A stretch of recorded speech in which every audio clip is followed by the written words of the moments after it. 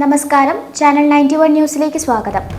രാത്രിയുടെ നിശബ്ദതയെ മുറിവേൽപ്പിച്ചും അമർത്തിപ്പിടിച്ച ശ്വാസക്കുഴലിലൂടെ ബന്ധപ്പെട്ട് പുറത്തു ചാടുന്ന ഞരക്കമായും പിറക്കുന്ന നിലവിളികൾക്കു പിന്നിൽ ക്രൂരതയുടെയും പകയുടെയും ആസക്തിയുടെയും ആർത്തിയുടെയും ചോരക്കഥകളുണ്ട്.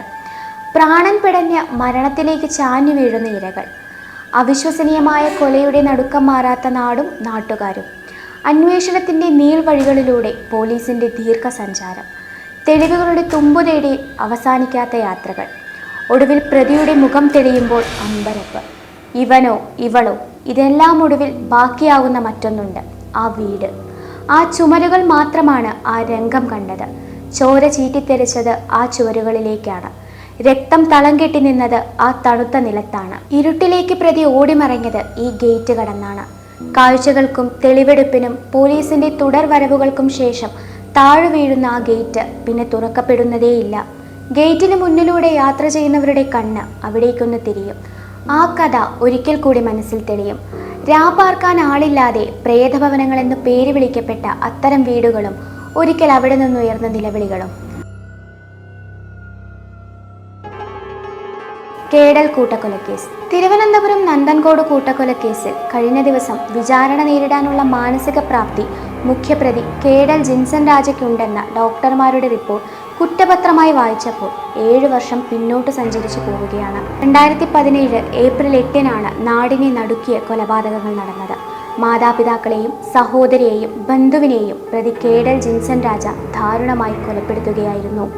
ഡോക്ടർ ജീൻ പത്മ, ഭർത്താവ് റിട്ടയർഡ് പ്രൊഫസർ രാജാ തങ്കം, മകൾ കരോളി, ജീനിൻ്റെ ബന്ധു ലളിത എന്നിവരെയാണ് മരിച്ച നിലയിൽ അന്ന് കണ്ടെത്തിയത്. 3 പേരുടെ മൃതദേഹം കത്തിക്കരിഞ്ഞ നിലയിലും ഒരാളുടെ കിടക്കവിരിയിൽ പൊതിഞ്ഞ നിലയിലുമായിരുന്നു. കേഡൽ ജിൻസൺ കൊലപാതകം നടത്തിയ ശേഷം മൃതദേഹങ്ങൾ കത്തിച്ചതാകാമെന്നാണ് പോലീസ് പറഞ്ഞത്.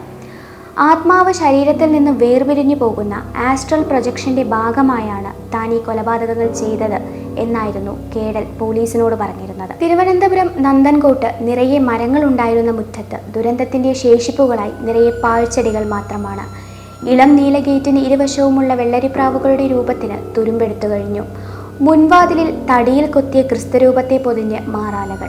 നന്ദൻകോട് ബെയിൻസ് കോമ്പൗണ്ടിൽ 2400 ചതുരശ്ര അടിയുള്ള കോടികൾ വിലമതിക്കുന്ന 117-ാം നമ്പർ വീട് ഇന്നും നാട്ടുകാർക്ക് പേടി സ്വപ്നമാണ്. രാത്രിയുടെ ഇരുട്ടിൽ നിഴലുകൾ തെളിയുന്നതും 4 പേരുടെ അരുംകൊലയ്ക്ക് ദൃക്സാക്ഷിയായ വീട്ടിൽ നിന്നും അമർത്തിപ്പിടിച്ച നിലവിളികൾ ഉയരുന്നതും പലരും കേൾക്കുന്നു. ആത്മാവിനെ ശരീരത്തിൽ നിന്ന് മോചിപ്പിക്കുന്ന ആസ്ട്രൽ പ്രൊജക്ഷൻ പരീക്ഷിക്കാൻ കേഡൽ ജിൻസൺ രാജ് എന്ന 30-കാരൻ സ്വന്തം അച്ഛനെയും അമ്മയെയും സഹോദരിയെയും ഉൾപ്പെടെ 4 പേരെ കൊലപ്പെടുത്തിയത് വീട്ടിൻ്റെ 1-ാം നിലയിലാണ്.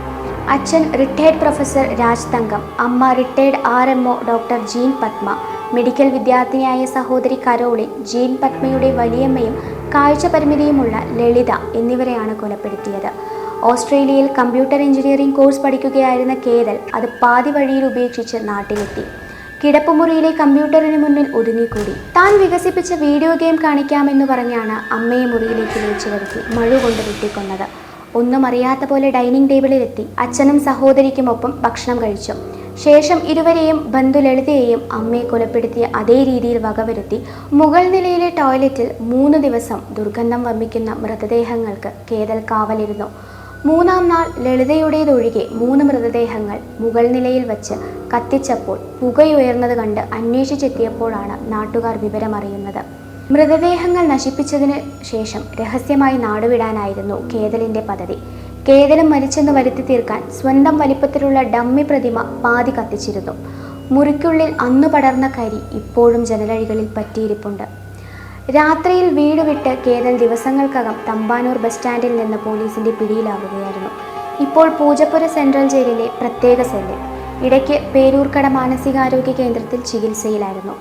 നന്ദൻകോട്ടെ വീടിന് പുറമെ വെള്ളറടയിൽ കുടുംബത്തിനുള്ള വീടും പ്രേതഭവനമായി ആളൊഴിഞ്ഞു കിടക്കുന്നു.